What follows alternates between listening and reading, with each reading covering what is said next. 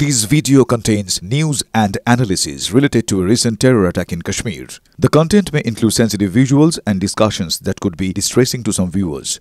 Viewer discretion is advised. We strongly condemn all forms of violence and terrorism. The purpose of the content is solely to inform and create awareness based on verified reports.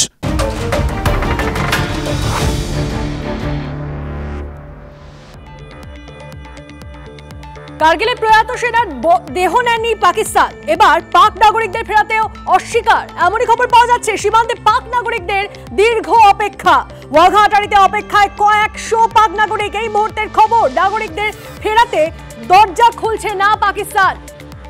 আর একবার আপনাদের জানিয়ে রাখি, এবার পাক নাগরিকদের ফেরাতেও অস্বীকার করা হচ্ছে। সীমান্তে পাক নাগরিকদের দীর্ঘ অপেক্ষা কি চলছে, সেখানে আরো বিস্তারিত জানবো। আমাদের প্রতিনিধি সোমনাথ আমাদের সঙ্গে রয়েছেন। সোমনাথ, দেখো, এই মুহূর্তে একটি অদ্ভুত পরিস্থিতি তৈরি হয়েছে ওয়াঘা এবং আটারি সীমান্তে। ভারত জানিয়েছিল যে যত তাড়াতাড়ি সম্ভব নির্দিষ্ট সময়ের মধ্যে পাক নাগরিকদের ভারত ছেড়ে চলে যেতে হবে, এবং সেই জন্য পাক নাগরিকদের একটা বড় অংশ, প্রায় কয়েকশো নাগরিক এই মুহূর্তে আটারি এবং ওয়াঘা সীমান্তে অপেক্ষা করছেন। গতকাল রাত থেকে তারা অপেক্ষা করছেন, কিন্তু এখনো পর্যন্ত ওয়াঘা এবং আটারির যে সীমান্তের ওপরের দরজা খোলেনি, এবং তাই যারা ভারতে রয়েছেন সেই পাক নাগরিকরা পাকিস্তানেও ফিরতে পারছেন না।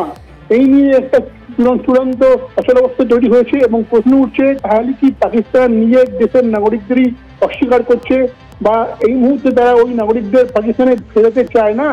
এর পেছনে যদি না চায় তাহলে তার পেছনে কি উদ্দেশ্য? এই ব্যাপারটি কিন্তু এখনো পর্যন্ত স্পষ্ট নয়, এবং এই নিয়ে কূটনৈতিক স্তরে ভারত আলোচনা করবে বলে আমরা জানতে পারছি। বেশ, ধন্যবাদ সোমনাথ। আর একবার আপনাদেরকে জানিয়ে রাখি, দরজা না খোলায় ভারত সীমান্তে আজকে পাক নাগরিকদের ফেরাতে অস্বীকার করছে ইসলামাবাদ। কেন তারা পাক নাগরিকদের ফিরে নিতে চাইছে না? কারগিল যুদ্ধে মৃত নিজেদের সেনার দেহ নেয়নি পাকিস্তান, অর্থাৎ এই হিস্ট্রি, এই ইতিহাস পাকিস্তানের আগেও রয়েছে, এই রেকর্ড তাদের আগেও রয়েছে। এবার ভারতের নির্দেশ মেনে ফেরার তারা পাক নাগরিকদের, কিন্তু তাদের ফেরাতে অনীহা পাকিস্তানের। পাক নাগরিকদের উপরই বিশ্বাস নেই কি তাহলে পাকিস্তানের?